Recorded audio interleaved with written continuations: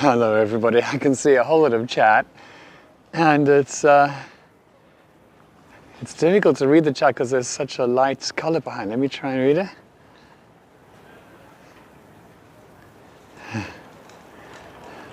Susan, you indeed want a slicey. And welcome everybody. And Susan won the slicey last week and then said I didn't need to post it to her. So Susan, if you would like to nominate somebody to get your slicey, I'd be very happy to post it on somewhere that you choose. Okay, so please just let me know the same way as before. So welcome everybody to Amsterdam. This is, I'm assuming you can hear me, yeah? Yeah. You're just yakking. Good, good. Welcome to Detailed Amsterdam 25, and I'm trying to really kind of rebrand these as Mondays with Mark, so that even if I forget to put it up on calendars and that type of thing, hey, Adrian's here, hi Adrian, you'll know that Mondays is with Mark, and I'll be doing something every Monday, if one of these or something from home. Okay, so we're still on Singel, by the way, and the Singel is the Belt Canal, the old city moat up until about just after 1600. Singel means belt. Just mail the googly eyes. Yeah, there is that. You know, I could just mail googly eyes on a sticker. That would be a lot cheaper. But anyway, actually what was really fun today is I had an in-person tour with the family. So mum and dad and two daughters of 9 and 11. And it's always a bit of a challenge engaging kids. They were actually really great. So what I did with them is I took 4 slices and I said, you know, choose 2 to take home with you, 1 for each of the children. And then each kid got to place 1 somewhere in the city of their choice. So that was actually quite fun. It worked well in engaging them. Anyway, enough of looking at me. Thanks for joining everybody. I do appreciate it very much. How do I do this again? Oh yeah. The other camera. So now, Adrian, I didn't realize you'd want a second slicey. I've only sent you 1. Oh dear. But anyway, let's crack on. So we're back on Singel. Here, let me just show you the canal. Pretty. And working our way around. And this is the first building to talk about today. It's not a particularly attractive building, I don't think. And you'll see it better from across the other side of the canal, of course. You might, for those of you who are used to Amsterdam School now, be picking up a vague Amsterdam School feeling with these vertical brick details. This is actually restrained Amsterdam School, because sometimes it can be a lot more decorated than this. But this was originally the Gerson Brothers fashion factory, and it was here from 1924.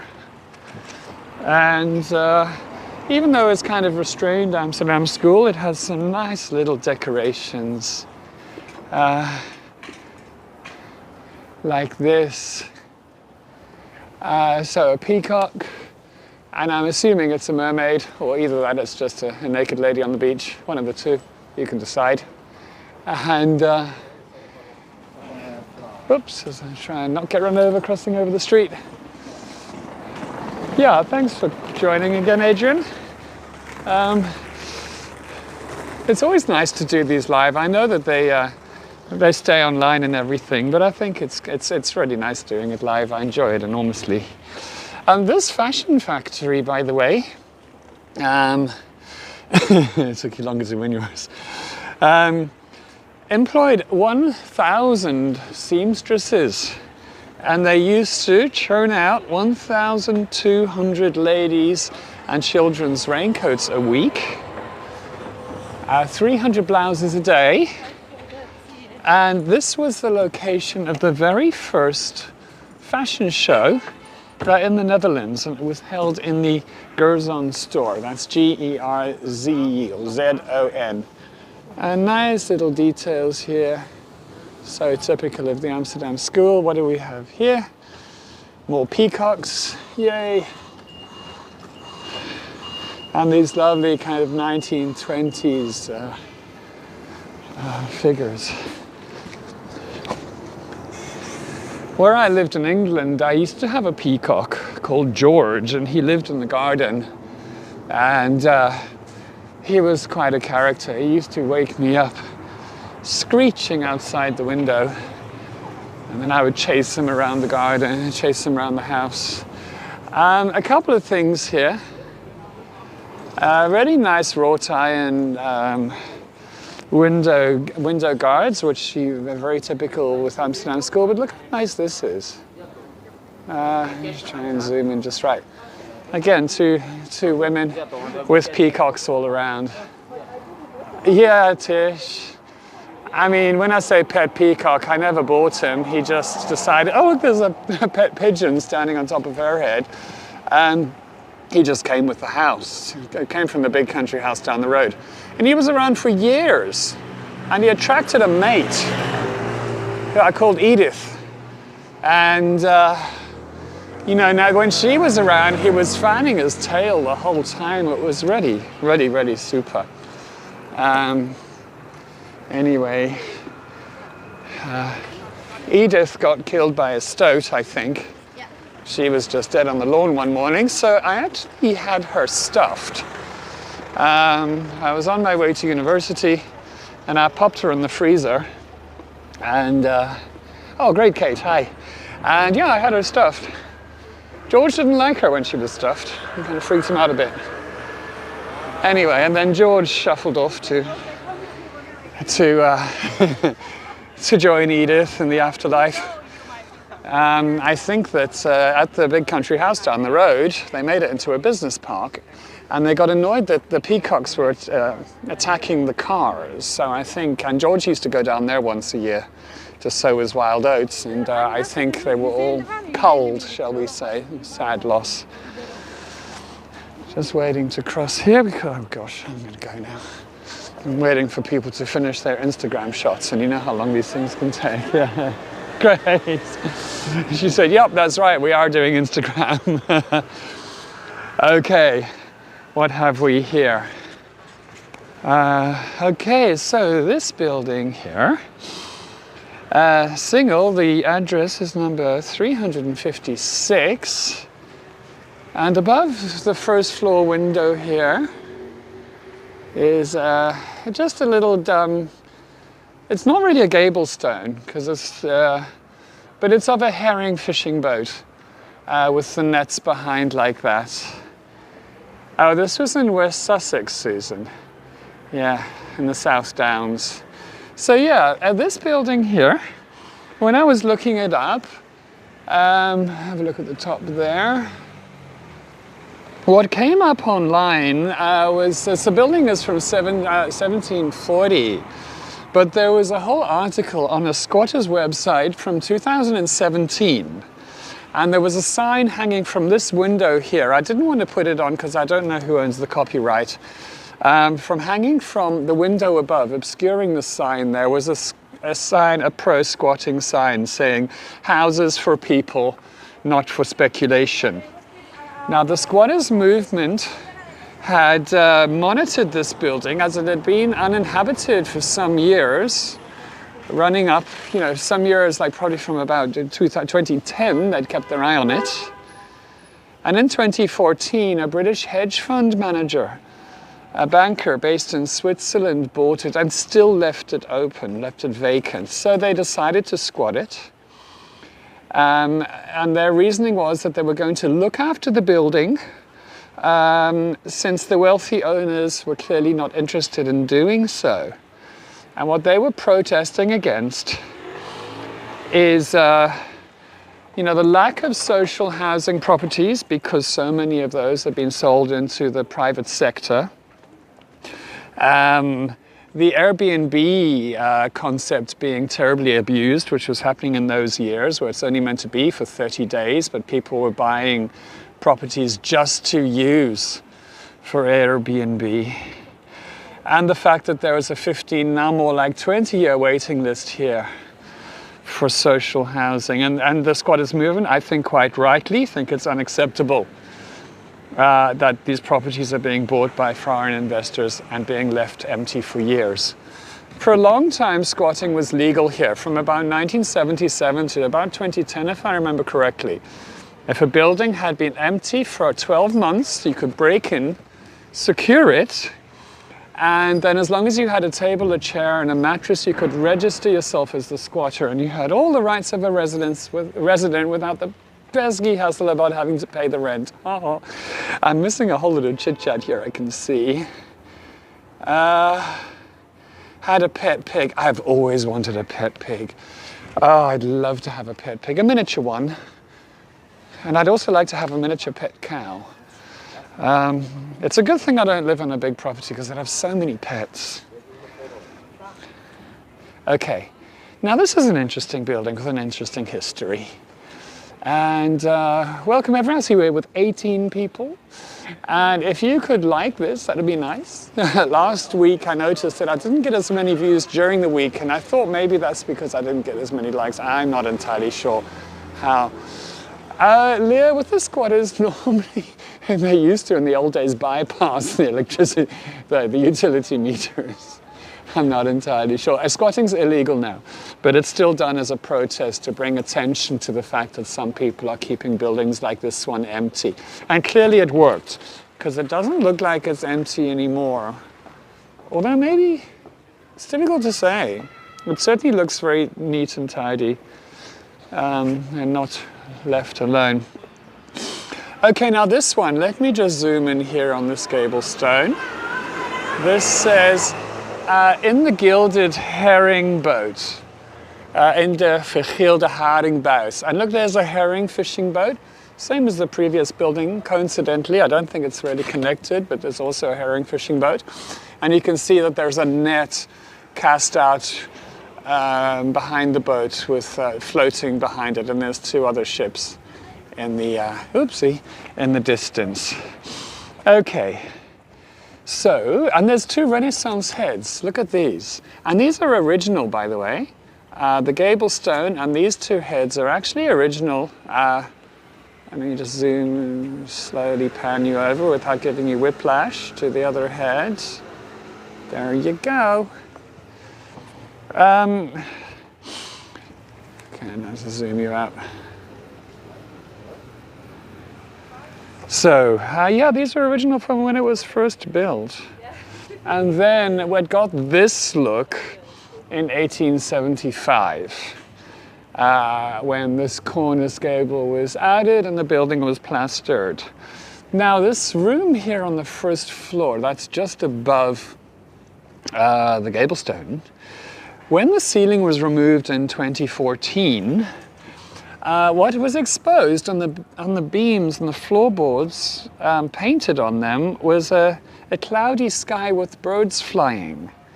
And they were really, really well painted. This was a very fashionable type of ceiling to have in those years. And they were well painted, and the suspicion, or people like to think, they were actually painted by Rembrandt's son, Titus. And I've got a picture of Titus, just so that you're not looking at the building the whole time. Here is Titus, oops. And he lived in this building. Let me get the building and Titus in shot. He lived here. In February 1668, he married Magdalena van Loo, or Van Loo, if he's pronounced it in English. They were both 26, and they'd known each other their entire lives. And Magdalena's mom lived here, and they moved in with her. And then, tragically, Titus died in September of 1668 of bubonic plague, which was ripping its way through Amsterdam then. And 6 months after he died, his daughter, Tisha, was born. And then both Rembrandt and Magdalena died about 6 months later. Tisha lived into adulthood, and she died in 1715 childless. And so ended the direct line of Rembrandt. And the ceiling paintings have been restored, but they've actually been covered over again. So they've been restored for posterity, but if you look in there, there's a drop ceiling. So whoever had the house decided, no, I don't want to have a ceiling painting, possibly painted by Rembrandt's son. No, I'd rather look at a lovely white ceiling. Okay. Now it is queer as folk. And there's a nice view of the restrained Amsterdam school factory. And this keeps occurring back to me again and again as how, this is a hotel now, how Amsterdam used to be so industrial, all the way along here used to be industry, industry, industry. And now it's just become so sort of residential. Mark, Susan asked if the house next door goes to a garden. I'm not sure. I'd have to look at Google Earth to see that. I'm not certain. Now, let's see where we're going next. There's some very pretty details here. I don't necessarily, can't tell you much about them, but I just love this double front door here. And this type of skylight above.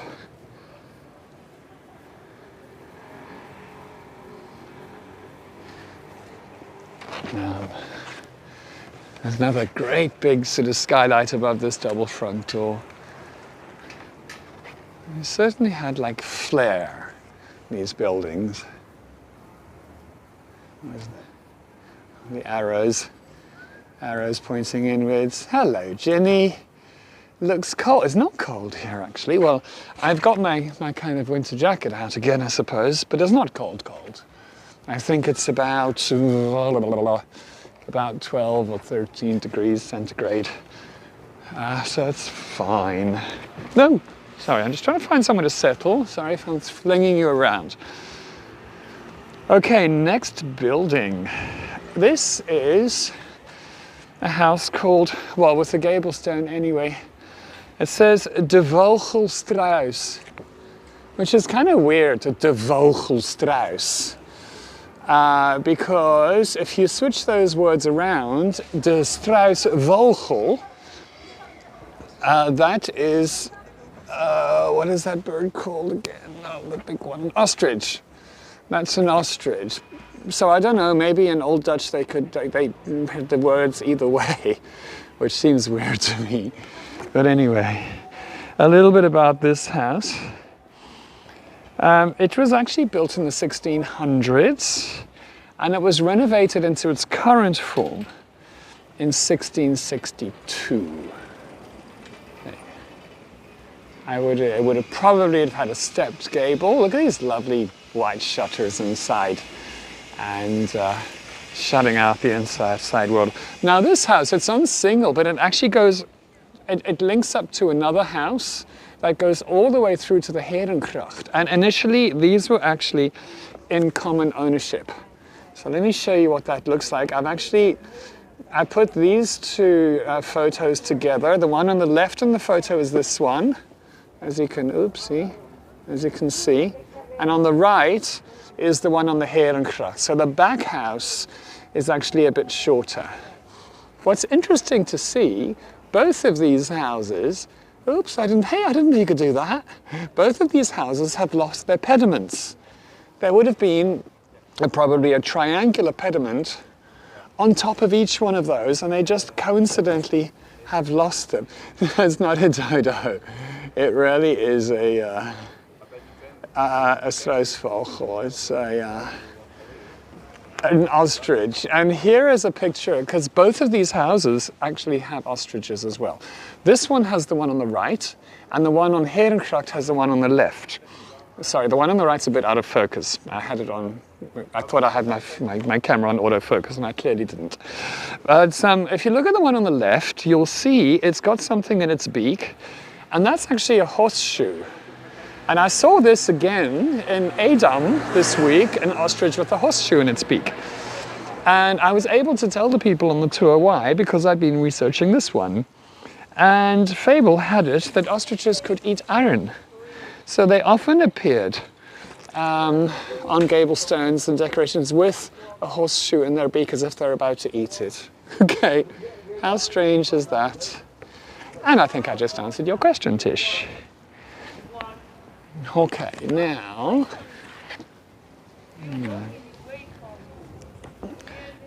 zip you across to talking about a building on the other side of the canal.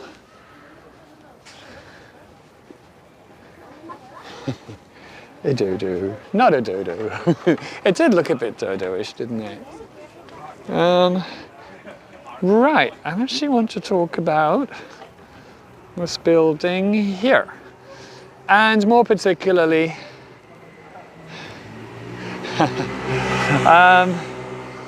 the gable stone there, which is very small. So what I did is I got a picture of it here. Now check this one out. Got a few things to show you. This gable stone shows a tree, and there's a creature in the tree with a snake's tail and a human torso handing Eve a piece of fruit. Now, this image is actually taken from an old engraving, and let me show you a photograph of the engraving. Like an engraving, you know, like a, oopsie, how do we do it again? Oh, there you go.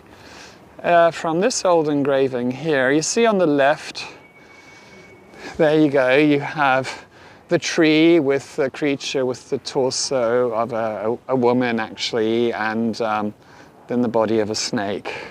This was from Peter van der Borst, and it was from an illustrated Bible from 1613. So that's probably where that was inspired by.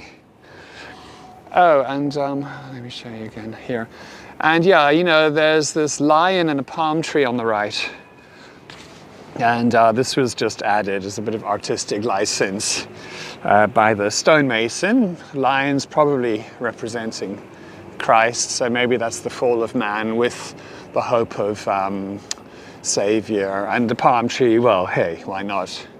Who doesn't like sitting underneath palm trees? And it just made me think, looking at this, of one of my favorite paintings. Some of you, during my Rijksmuseum tours, would have been with me when I sort of analyzed this painting. There's just so much going on here. But this one is by Cornelis Cornelius Zoon van Haarlem. And this is from 1592. And you get that same figure in the tree. And can I make it bigger? Oops, there we go. And in this painting anyway, this is said, with one of the interpretations of the painting, to be Lilith. Lilith, the first wife of Adam, who was created equal to him and flounced off out of the Garden of Eden. Adam begged for her to come back. She wasn't interested. So God made Eve from his rib, and then Lilith threw a hissy fit and made a pact with the devil, and came back and tempted Eve, hence the fall of man. And there the owl to the right is also often the symbol of Lilith.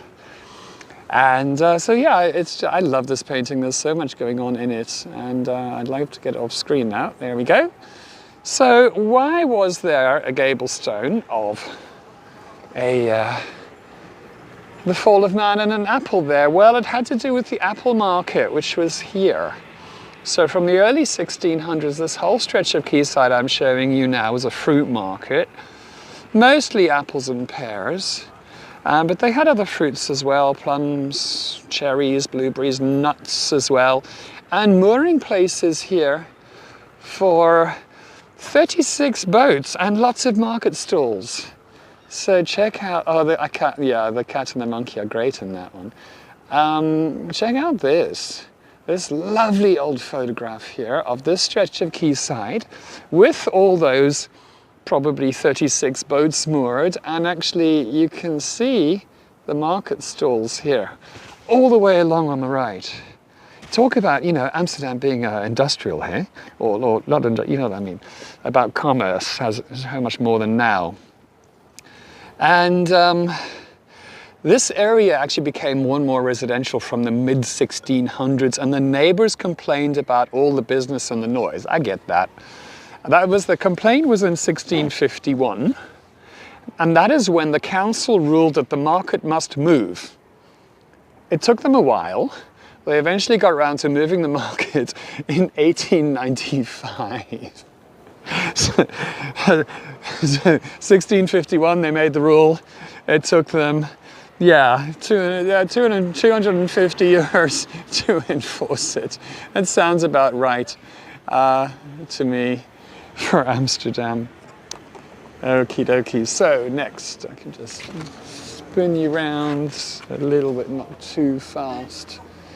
Lovely view of the Kruidberg church over there. We'll be inside there in just a bit, sort of. And the next building I'd like to talk about is number 390, and it's this one here. Red tape, yeah, a lot of red tape. This building is from 1698, and it was bought, that's when it was actually bought, by a master carpenter, which was actually an architect. So that's what kind of master carpenter meant in those years. And so I was thinking, how could a carpenter afford such a house? But okay, he was a bit more than that. His name was Anthony Jans Zoon van Wijngaarden. And you see the beautiful gable up there? Well, here's a photograph I took from opposite, on the quayside opposite. And so you have Apollo and Minerva, and they are reclining. The type of gable, the cornice gable is the flat one that goes straight across, and this is known as a raised cornice gable because it goes up in the middle, and that'll be generally to hide a bit of roof, A-frame roof that would otherwise be visible.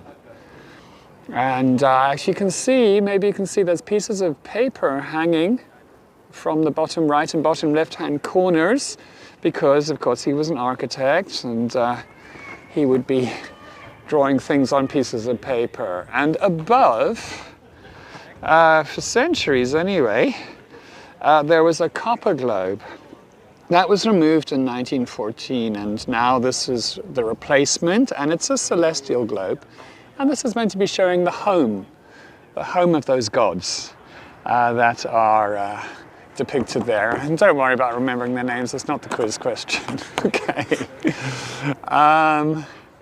So, there we go. And now I can zoom in for this one because we're near enough.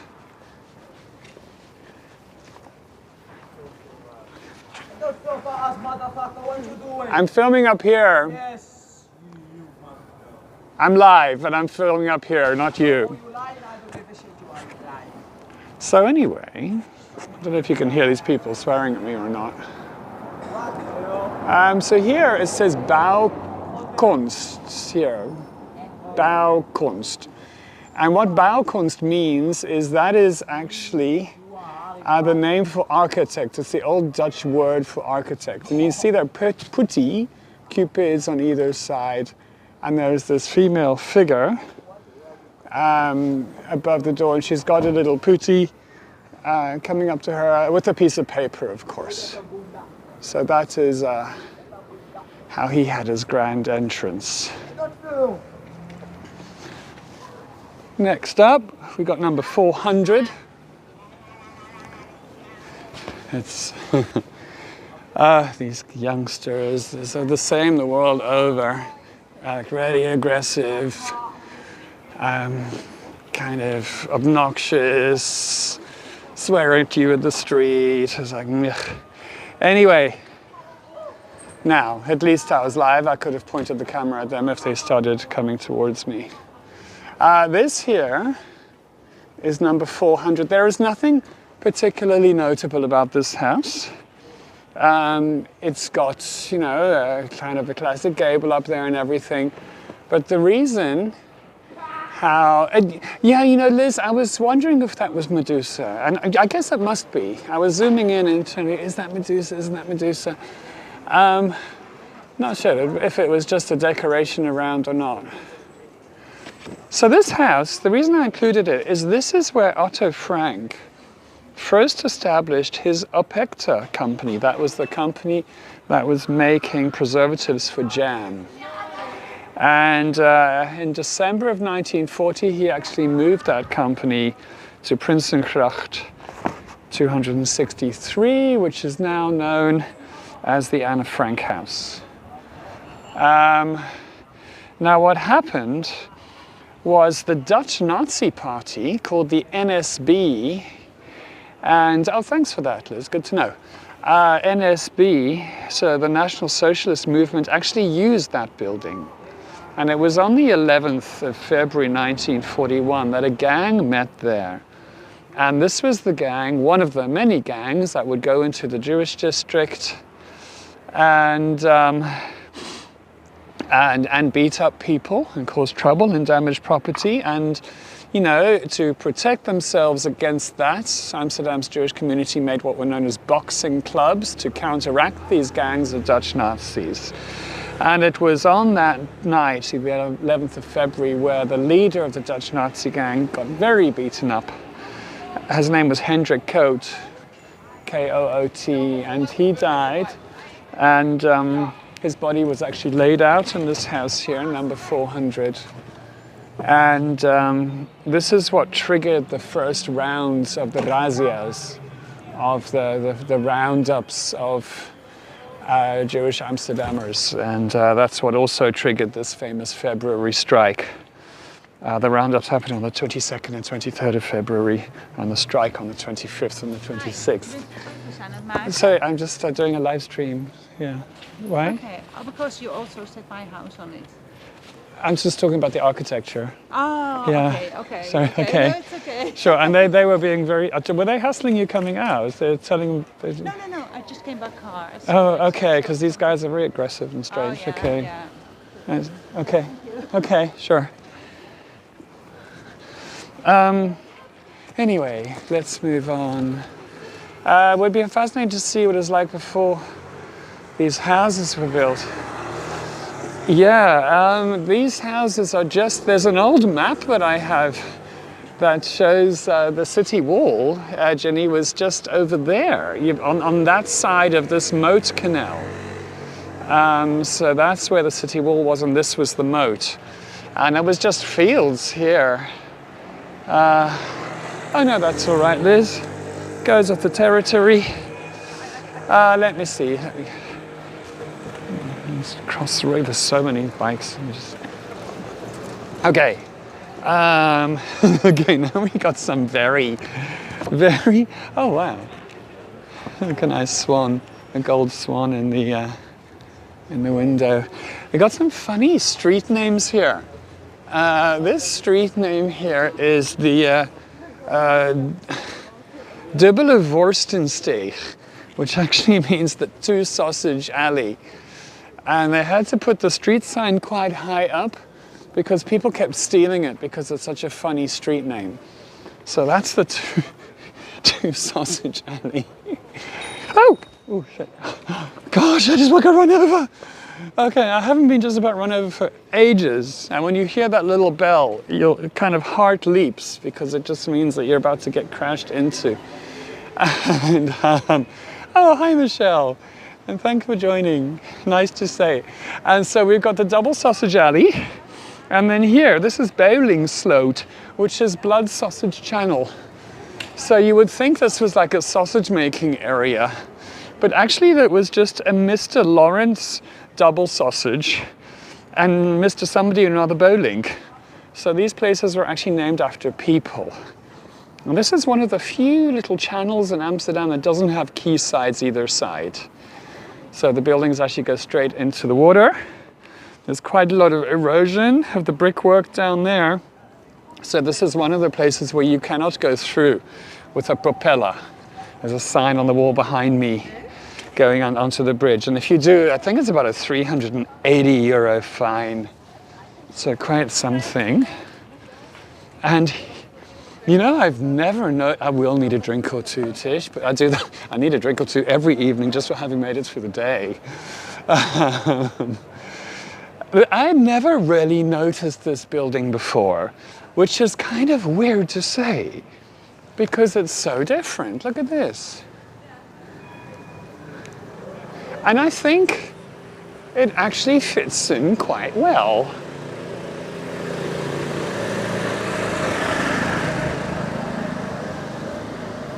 Here.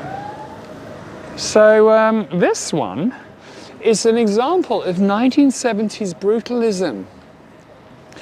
Now in 1968, permission was given to build this after it had been rejected. The plans had been rejected and tweaked 14 times. On the 15th application, they got the go-ahead to build this, and it was built with prefabricated structures which were slotted together. It was really very, very imaginative, and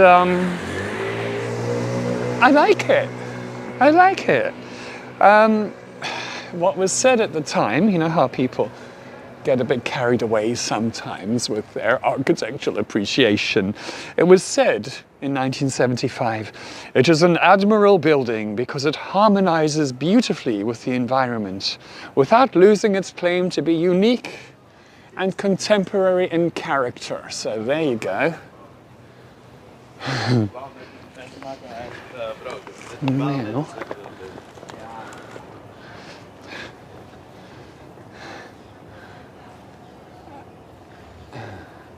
these little round windows, I'm going to excuse my pronunciation, but something like l'œil boeuf,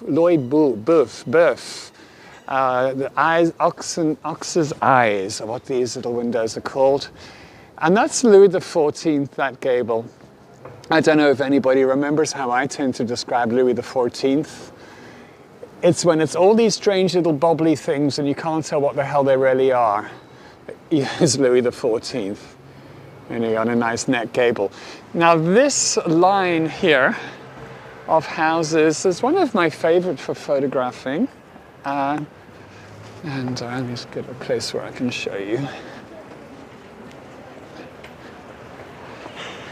Okay, obviously we're a bit close to it. But here's a picture I took ages ago actually, and I put on my Instagram. Let's see, as you get the full reflection in, there you go.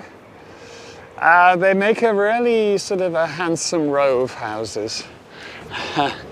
And lovely, lovely, lovely reflection in the canal. You've got to be really early with this canal for it to be a good reflection because so many boats go by on it. Anyway, I just wanted to show you that. So, moving swiftly on. Very classical building coming up here. Oh, neoclassical really. Not the church, the one just behind it. It's from 1835. And behind this building is where there was a hidden church, yet another hidden church. And that was from the 1650s to 1881. There were actually 3 buildings here. Oh gosh. And that church was behind those, and the church was called the Krijtberg, which means the chalk mountain. And that was the name of the biggest of the buildings. There used to be an alleyway here to get to the church, and that was called Katersteeg. So Tomcat Alley. I know, they had so much fun naming alleyways in this area, don't you think? Tomcat Alley. And this building here was built to replace those 3, and this was from 1835. So the neoclassical facade with these colossal pilasters going up there. It was very, very, very pretty. I like it a lot. So the church behind was called the Krijtberg, the chalk mountain. And actually in 1656, nearby Protestants complained to the city council because of the noise of the Catholic services and the instruments that were being played. And they thought it just really was not on. And then in 1677, a bigger church was built behind here, and they complained again, the Protestants complained. And the city said, look, there's actually nothing we can do about this because it is a rare annex and it's within the rules. Because remember when we say secret churches, they weren't secret like people didn't know about them. They were just secret as in they didn't look like churches from the outside. And then after the French period, We were ruled by the French here. They changed the rules and you could be openly Catholic again. And Catholics got around to building themselves nice churches, and this one here is no exception. So this is also, it is now referred to as the Kruidberg, but it's actually the St. Francis Xavier, or Xavier, I'm not sure how to say it, built in 1881 to 1883, neo-Gothic. And these towers are 50 meters, 164 feet. And it's too dark to go inside, but hey, look what I got. I got a video. So you can, I did this during the week, and I'm not going to say too much because, you know, I don't want to talk in church, but let's head on in. There's me in the reflection. So it's a Jesuit church, by the way. And Amsterdam churches tend to be very, very plain, certainly the Protestant ones. And how gorgeous is this one? So there's two aisles. Well, there's a center aisle, sorry, and then there's an aisle on each side. It's definitely worth a look in. Being Gothic or neo-Gothic, you know, the very, very tall, skinny windows, the idea is letting God's light in, is the idea of that. And the pointed arches, inspired by Islamic arches, meant they could have much skinnier columns and support much more weight, which enabled them to have these lovely soaring pieces of stained glass.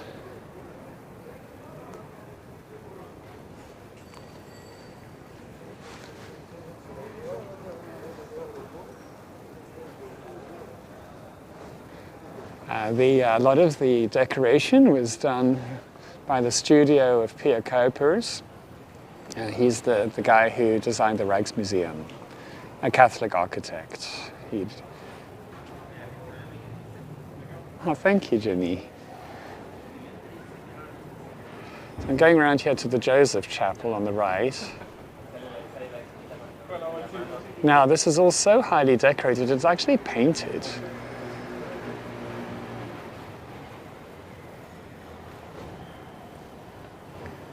The Joseph Chapel this side, and then there's the Mary Chapel on the other side of the high altar.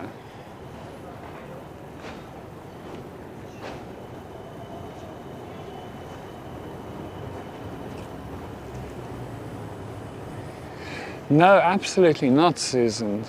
It's quite, yeah, I mean, I love it. I love it inside. It's just so exuberant. So I'll give you a close-up of the wall here.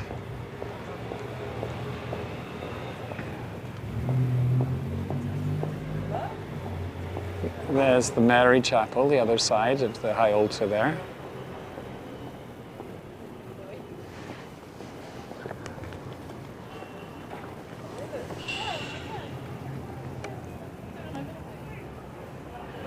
Oh, thank you, Tish.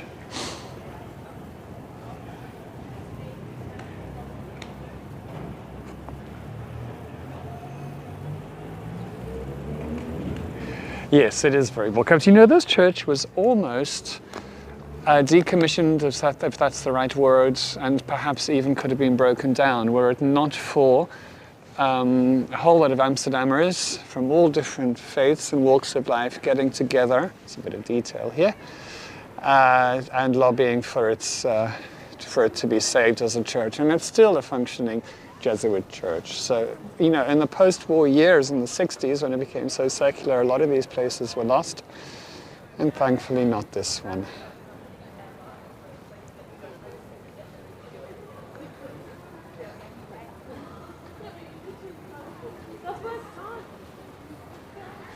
And they're very welcoming as well. There's loads of people there. They often will have people there giving you, happily showing you around. Here's the pulpit on the left. I couldn't show you the front of the pulpit because of the people in the pews.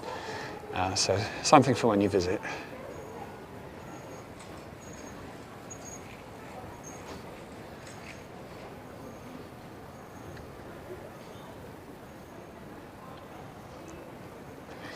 I also just love Prism, that it's so easy to do this, you know. You know, to share videos on the screen like this. Yeah, some confessional booths on the right.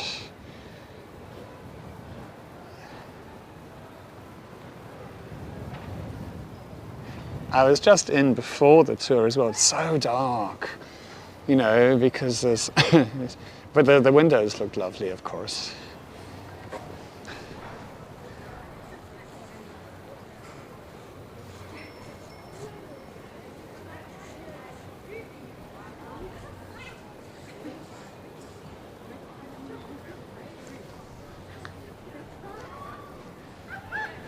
And there we go. Okay, Jenny, get in touch and I'll give you some tips. So there you go, that's that. Oops. So, let's just pan us around. Oh, I see we're at 46 minutes already. Let's give you a view down here. Now, the quiz question. Oh, I was going to put a slicey somewhere and I forgot. Oh, darn, and I don't see any flower pots. Oh, there's one. So I was going to put one of these somewhere. But anyway, I forgot. Now, let's see. I know that so many of you already have slices. But you know, I do a quiz for a slicey every week, and I say if you've won one, then hang on, you know, don't answer too quickly. Oh, it's a pleasure, Natalie. By the way, please, if you didn't hear me earlier, if you joined since, if you could like this and subscribe if you haven't, that would be great. But yes, the slicey question. Oh, come on, change camera. There we go. I thought maybe anyone could answer. So, and then if you win one and you've already got one, you can nominate somebody else to have it. Okay. So the question to win the slicey this week is, I showed you a gable stone earlier with a boat on it. What kind of boat was it? What was it used for?